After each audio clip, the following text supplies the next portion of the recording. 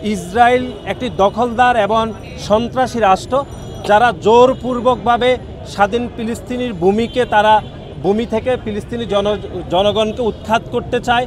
যখনই পবিত্র রমজান মাস শুরু হয় অথবা আমাদের ঈদুল আজহার যখন সময় হয়, আমাদের যে ধর্মীয় উৎসবগুলো, ঠিক তখনই দখলদার ইসরায়েলি বাহিনী আমাদের ফিলিস্তিনে তারা নির্বিচারে গণহত্যা শুরু করে। এটি সবসময় করে, কিন্তু যখন পবিত্র রমজান মাস আসবে তখন দেখবেন এটির মাত্রা সব সময়কে ছাড়িয়ে যায়।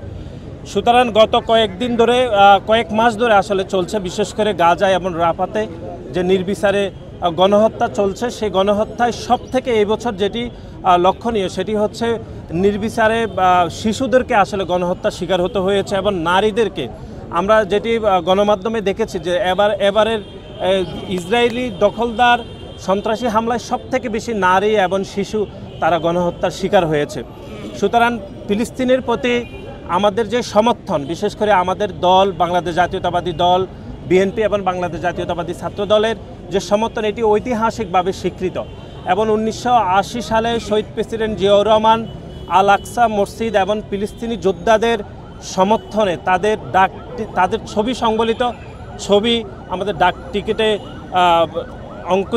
অঙ্কিত হয়েছিল। এবং আমাদের দেশনেত্রী বেগম খালেদা জিয়া যখন রাষ্ট্র ক্ষমতায় ছিলেন, প্রধানমন্ত্রীর দায়িত্বে ছিলেন, তখনও ফিলিস্তিনের প্রতি বাংলাদেশের যে সমর্থন তিনি এটি পুনর্ব্যক্ত করেছেন।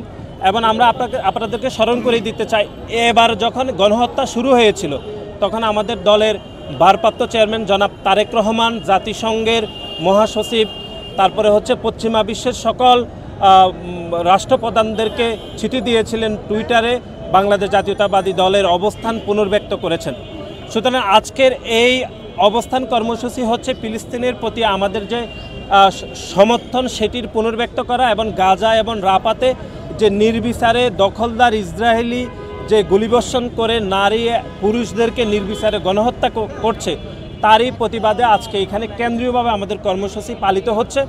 এবং সারা দেশে এই কর্মসূচি আমাদের সকল শিক্ষা প্রতিষ্ঠানে পালিত ইতিমধ্যে শুরু হয়েছে।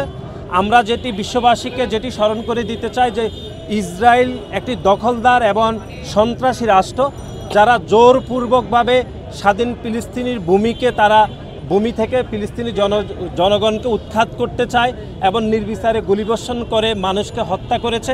এটি চিরতরে বন্ধ হওয়া উচিত। এবং বাংলাদেশ জাতীয়তাবাদী ছাত্র দলের পক্ষ থেকে আজকে আমরা গাজায় এবং রাফাতে যে হামলা হচ্ছে সেটি আজকের মধ্যে বন্ধ করার আমরা দাবি জানাচ্ছি এবং ফিলিস্তিনের প্রতি আমাদের যে সমর্থন সেটি আমরা পুনর্ব্যক্ত করছি।